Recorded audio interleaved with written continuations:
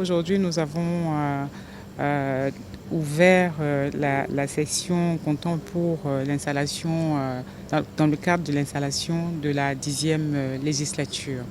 Nous avons profité, après les formalités d'usage, nous avons profité en même temps pour installer le bureau. Et donc, effectivement, vous avez en face de vous un membre du bureau fraîchement réélu, donc en tant que deuxième questeur du bureau de l'Assemblée nationale.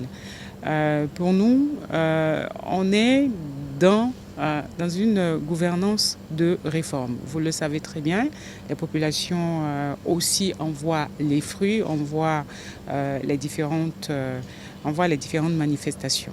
Vous n'êtes pas sans savoir que après la révision de la Constitution que nous avons faite dernièrement, effectivement, le mandat est passé de 5 ans à 7 ans. Oui, il va falloir travailler, comme je l'ai dit. Ça sera un mandat très, très travaillé, un mandat de solidarité. Vous avez dû remarquer cela à l'intérieur. Nous avons à l'intérieur de cet hémicycle, effectivement, 109 députés issus de 2 formations politiques, en tout cas les 2 plus grandes du pays.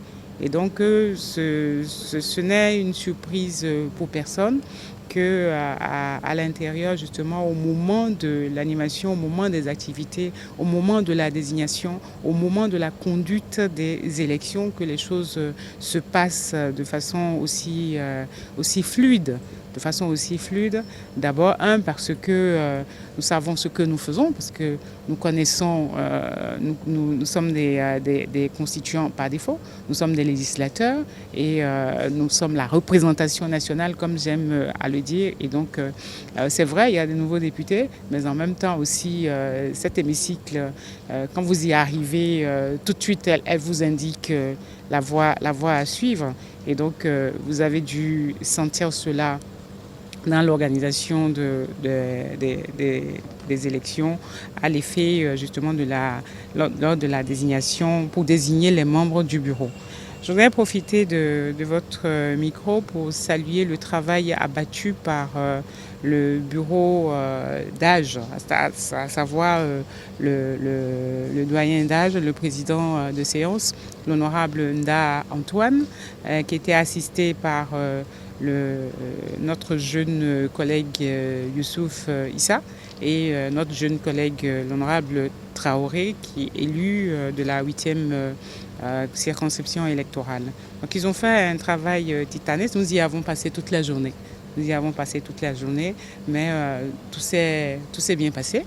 Nous avons élu le président de façon unanime. C'était vraiment 109 voix pour 109 voix. Et tout le reste s'en est suivi tel que vous l'avez suivi aussi également avec moi. Juste que la cause est entendue. Quand je dis que la cause est entendue, c'est pour vous dire que nous sommes dans la continuité. C'était sur les 2 précédents mandats, 2 mandats de réforme.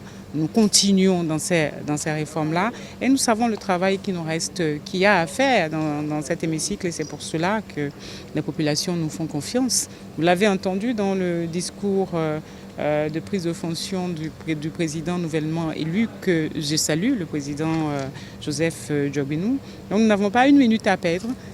Travailler encore à l'effet de la satisfaction des attentes des populations et surtout l'accomplissement de la mission républicaine qui est la nôtre. Nous comptons assumer pleinement, avec les outils qui sont à notre disposition, notre position de représentant du peuple béninois.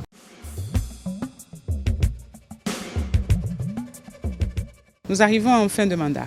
Donc nous avons, il y a une campagne présidentielle qui a quelques encablures là qui arrivent.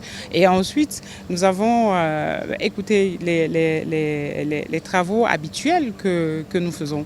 Nous allons recommencer avec notre agenda de plénière pour étudier tout ce que, parce que nous avons quelques lois, tests de loi qui sont en attente d'études, nous avons quelques rapports qui sont en attente de validation, nous avons beaucoup de dossiers, beaucoup de tests à lire et peut-être d'autres à revoir. Et donc ici tout de suite, en dehors de vous dire que nous attendons avec impatience la convocation de la prochaine plénière pour pouvoir justement finaliser l'installation des différents organes qui participent à la gestion de la vie parlementaire. Je veux parler des présidences de groupes parlementaires, je veux parler des présidences des commissions et je veux parler des rapporteurs. Donc tout ce qui rentre en ligne de compte pour le bon fonctionnement du Parlement.